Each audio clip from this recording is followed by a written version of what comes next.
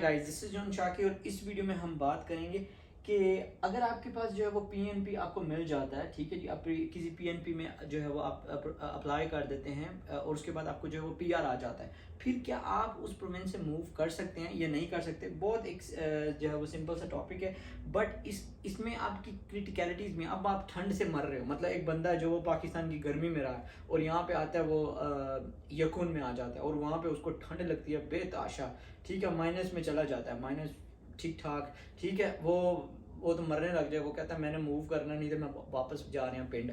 तो गाइस यहाँ पे मैं आपको बताता हूँ, या वो अब चाहता है कि यार मैं ओंटारियो में जाके रहूँगा, ठीक है, टोरंटो में रहूँगा, और या मैं किसी और जो है वो प्रोविंस में मूव कर सकता हूँ। तो क्या आप पीआर लेने के बाद जो है वो पीआर लेने के 1 हफ्ते बाद या 3 दिन के बाद, या अभी आपको स्टार्टिंग में एक लेटर मिला है उसके ऊपर ही आप जो है वो मूव कर सकते हैं कि नहीं मूव कर सकते।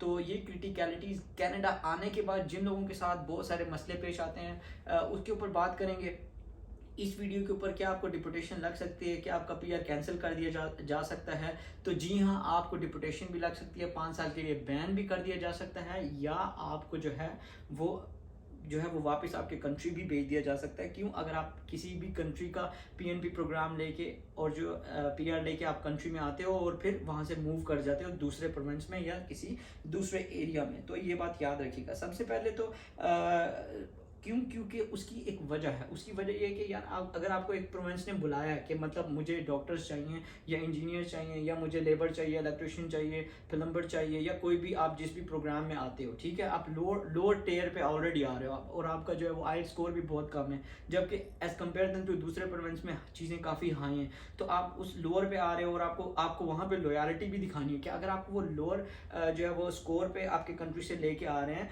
तो वहाँ पे आपके पास एक अच्छा चांस है कि आप भी उनको थोड़ी सी लॉयल्टी दिखाओ, थोड़ी सी चीज़ें स्टार्टिंग में बर्दाश्त करो, थोड़े से मतलब जो भी आपके साथ मसाइल आ रहे हैं वो उन सबको हैंडल करते हुए फिर वो आप जो है वो अपना प्रोविंस मूव कर सकते हैं। जो मेजर चीज़ मतलब मैं आपको कहूँगा। अच्छा, फिर आपको होगा कि यार मैं तो ह्यूमन हूँ, तो ह्यूमन राइट्स की यहाँ पे बहुत ज़्यादा बात होती है कि मेरी मर्जी है, मैं जिधर रहा हूँ, ये मेरा मतलब बचपन से मेरा जो है वो मेरा हक है, मैं जिथे जाऊँ मूव कर सकता हूँ। मैं चाहूँ तो कराची में रहूँ, मैं चाहूँ लाहौर में, मैं मुंबई में, मैं लुधियाना में, मेरा जिधर दिल करेगा मैं वहाँ रहूँगा। बट इन रियलिटी ऐसा नहीं होता। क्यों? क्योंकि जैसे आप दुबई में या कतर कुवैत ओमान में अगर आप जो लोग देख रहे हैं उन्होंने अगर कभी काम किया होगा, आप यहाँ तो मोबिलिटी, यहाँ तो सिर्फ प्रोविंस चेंज होने की बात हो रही है ना, कि आप एक प्रोविंस से दूसरे प्रोविंस में जाएंगे और वहाँ पे जाके रहना शुरू कर लेंगे। बट आप अगर कतर कुवैत ओमान या बहरीन या मतलब किसी भी गल्फ कंट्री में रहें और आप जिस जॉब के लिए आपको बुलाया है, आप उसको कहते हैं ना मैंने ये ड्राइवर की जॉब नहीं करनी, मेरा दिल नहीं कर रहा, वो आप सुबह ब्लैक लिस्ट करके वापस आपके कंट्री में भेज देगा, ठीक है।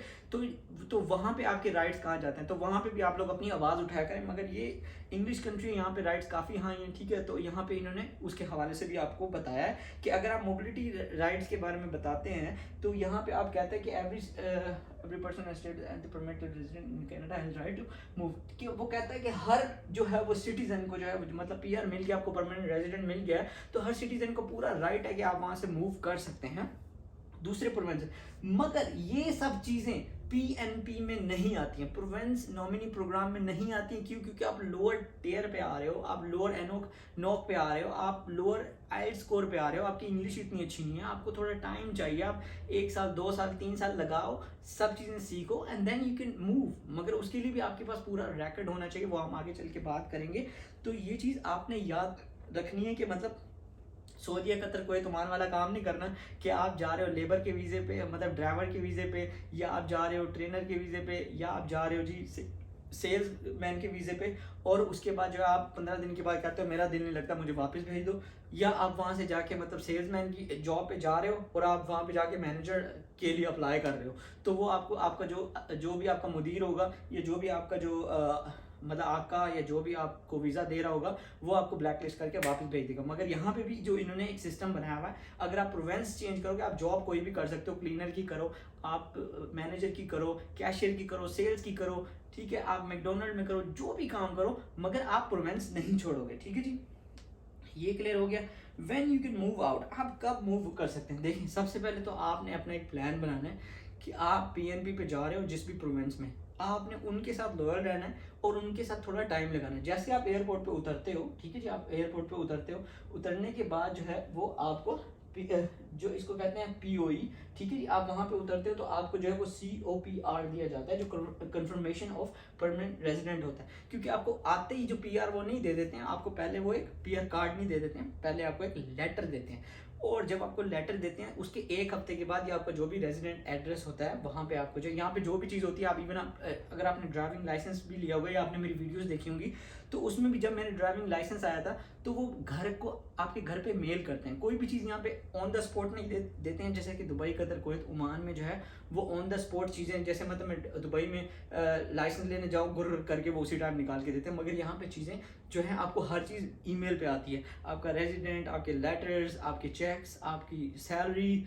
आपको जो है वो हर चीज़ जो है वो आपके मेल बॉक्स में आती है। यहाँ पे हर घर के बाहर एक मेल बॉक्स लगा हुआ है, तो आपको जो है आपका रेजिडेंट कार्ड जो है वो भी आपको 1 हफ्ते, 10 दिन, 15 दिन या 1 महीने के अंदर जो है वो आपके मेल बॉक्स में आएगा। तो मगर जब आप उतरते हो तो वहाँ पे आपको COPR दे दिया जाता है, ठीक है जी। वो आपके पास है और आपसे वो पूछता है, इमिग्रेशन जो ऑफिसर वहाँ पे बैठा होता है, जिन लोगों ने ट्रैवल किया होगा, हर कंट्री के अंदर इमिग्रेशन ऑफिसर्स बैठे होते हैं, आपसे पूछते हैं भाई क्यों आए हो, कुछ सवाल पूछते हैं, आपका नाम क्या है, ये वो सारा कुछ। तो अगर आप उसको कहते हो, वो आपसे पूछता है कि भाई आपका इंटेंशन क्या है यहाँ पे आने का, तो आप बताएं कि आप मतलब यहाँ पे आए हो इस प्रोविंस में, सस्कैचुअन में आए हो या नोवा स्कोशिया में आए हो, तो आपका क्या प्लान है। आपने यार मैं तो बस ऐसे ही, मुझे वीज़ा नहीं मिल रहा था तो मैंने सोचा इसके लिए अप्लाई कर दूं, या मेरे एजेंट ने, अगर आपने एजेंट से अप्लाई किया तो मेरे एजेंट ने कहा था यहाँ पे अप्लाई कर लो, यहाँ पे अच्छे स्कोर मिलेंगे। मगर मेरा दिल नहीं है, मेरा तो है, मेरे दोस्त बड़े रहते हैं वहाँ पे ओंटारियो में, तो टोरंटो में। मैं वहाँ पे टोरंटो में जाके बड़ी बड़ी बिल्डिंग्स के साथ जो है वो वीडियोस पिक्चर्स बनाना चाहता हूँ, और मतलब मुझे काम भी, मेरा ख्वाहिश है मैं वहीं पे करूँ। तो वो इमिग्रेशन ऑफिसर का इतनी अथॉरिटी है, वो उसी टाइम पे ना लिखेगा और कहेगा चलो टाटा बाय बाय अपने कंट्री में जाओ, वो आपको ऑन द स्पॉट भी डिपोर्ट कर सकता है। जी हाँ, ये उनके पास फुल्ली अथॉरिटी है कि अगर उसको लगता है कि आप जो है वो प्रॉपरली सिक्योर नहीं हो, आप तो आपका इंटेंशन इस कंट्री में आके इस प्रोविंस में काम करना नहीं है, आप तो यहाँ पे ड्रामे करने हैं, आप चीटिंग करने हैं, तो वो आपको वापस भेज देगा, ठीक है जी। और इसके अलावा वो आपसे पूछेगा कि आपका जो है वो प्लान क्या है और वर्क का क्या प्लान है, मतलब आप क्या काम करने चाह रहे हो। आप आए हो, आप हो जी ड्राइवर, ठीक है जी, या आप हो इलेक्ट्रिशियन, और आप सोचते हो बस मेरा मकसद ये है कि मैं यहाँ पे आके ना बच्चियों के साथ स्विमिंग पूल में सोऊं, मैं यहाँ पे पैसा बनाऊँ, मेरे पास इतना पैसा, पीछे से पैसा मंगवा लूँगा। बहुत सारे लोगों के पास पैसा भी होता है, तो बस मैंने याशी करनी, तो उस इंटेंशन पे भी वो आपको वापस भेज देगा। वहाँ पे आपने सीधी सीधी जो चीज़ें अपनी फाइल में लगाई हैं, अपने कवरिंग लेटर में लगाई हैं, वो सारी चीज़ें बतानी, और नहीं भी अगर लगाई तो आपने वहाँ पे बोलना है भाई मुझे इस प्रोविंस में काम करना है, मैं डॉक्टर हूँ, मैं इंजीनियर हूँ, मैं मैनेजर हूँ, मैं सेल्स पर्सन हूँ, मैं जो भी फिशरमैन हूँ, मैं जो भी मैं फूड प्लिकर हूँ, मैं जो है वो स्टूडेंट हूँ, या जो भी जिस भी वीज़ा पे आप आ रहे हैं उसको पूरा इंटेंशन बताएं, भाई मेरा इतना जो है वो काम है, मैं यहाँ पे स्टूडेंट वीज़े पे आया हूँ, मैं ये पढ़ूंगा, ये मेरा कोर्स है, ये मेरा कॉलेज का नाम है, वो पूरी प्रिपरेशन करके जाएं, ठीक है जी। व्हाट कैन अच्छा जी। तो अब क्वेश्चन आता है कि जॉन भाई आपने तो इतना डरा दिया कि यार PNP के लिए हमने अप्लाई तो कर दिया, मगर हम जिंदगी हमारी अजाब में फंस गई, हमारी बचपन की ख्वाहिश थी, मुझे तो टोरंटो में जाना था, मुझे तो दूसरे प्रोविंस में जाना था, घूमना था। हाँ, घूमने फिरने जा सकते हैं, जॉब्स के लिए नहीं जा सकते, ठीक है, और मूव नहीं हो सकते, ठीक है, क्योंकि आपका जो एड्रेस है वो आपने उसी जो है वो प्रोविंस में रखना है। और सेकंड बात कि आप कब मूव कर सकते हो, देखिए सबसे पहले तो जब आप किसी प्रोविंस में जाते हो कोशिश करें वहाँ का सबसे पहले ड्राइविंग लाइसेंस लेना शुरू करें। मैंने ऐसे भी झांपू और इडियट किस्म के लोग देखे हैं, लंडे वाले लोग देखे हैं, जो कि 8-8 साल से रह रहे हैं, लाइसेंस नहीं लेते हैं। भाई सबसे पहला काम, पहले दिन आते ही कोशिश करेंगे लाइसेंस लेने के लिए इंफॉर्मेशन लेना शुरू करें, लाइसेंस कैसे लेना है, सबसे मेन चीज़ है ये। और गाड़ी, आपके पास गाड़ी या आपके पास ऊबर ईट, ग्रैब हब, बहुत सारे ऐसे जो है ऐप्स हैं जहाँ पे आप पैसे कमा सकते हो। आपको नौकरी नहीं भी मिलती है तो परेशान ना हो, आप वहाँ पे काम करके बहुत सारे पैसे इकट्ठे कर सकते हो, बना सकते हो। खैर इसके ऊपर एक मैंने डिफरेंट टॉपिक की वीडियो बनाई हुई है, वो मैं आपको आगे चल के बता दूंगा। मगर अभी यहाँ पे हम बात करें मोटा मोटा, आपके पास उस जिस भी प्रोविंस में जा रहे हैं वहाँ का ड्राइविंग लाइसेंस होना चाहिए, वहाँ के बिल्स पेड होने चाहिए, वहाँ के टैक्स पे होने चाहिए, वहाँ का जो रेंट है वो पे होना चाहिए, आपका जो रैकेट है वो बिल्कुल क्लीन, एकदम ऐसे साफ सुथरा होना चाहिए, ठीक है।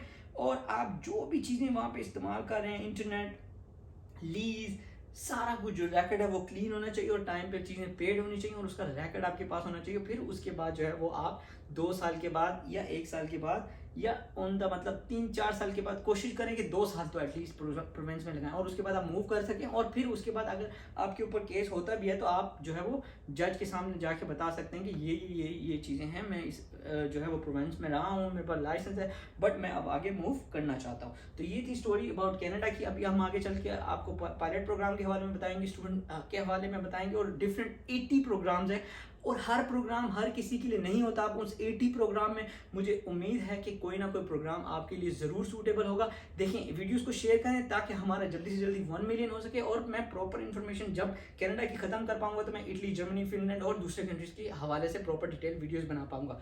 अगर आप ये कोर्स पूरा देखते हैं, इस 1 महीने की सीरीज़ देखते हैं, तो मैं आपसे गारंटी देता हूँ कि 110% श्योर आप अपना वीज़ा खुद अप्लाई करेंगे। इसलिए मैंने अप्लाई करने वाली वीडियोस पहले डाल दी हैं ताकि आप ये ना कहें कि जॉन भाई आपने वीडियो अप्लाई करना नहीं सिखाया। तो मैंने apply, how to apply express entry, how to apply PNP, how to apply pilot programs वो पहले बना दिए, और उसके बाद आपको सारा प्रोसीजर आहिस्ता आहिस्ता समझा रहा हूँ। और फिर एंड में जब आपको ये सारी चीज़ें समझ आ जाएंगी तो फिर एक और वीडियो बनाऊंगा जिसमें मैं आपको अप्लाई भी करके दिखाऊंगा, और ये बताऊंगा कितने दिन में जवाब आया और कैसे कैसे चेक कर सकते हैं। होप आप लोगों को वीडियो पसंद आई होगी। अपने कंट्री का नाम जरूर लिखें, अपने गांव का नाम जरूर लिखें, और टाइम क्या हो रहा है ये जरूर लिखें, क्योंकि ये इससे हमें पता चलता है कि आप हमें किस गांव से, किस सिटी से देख रहे हैं।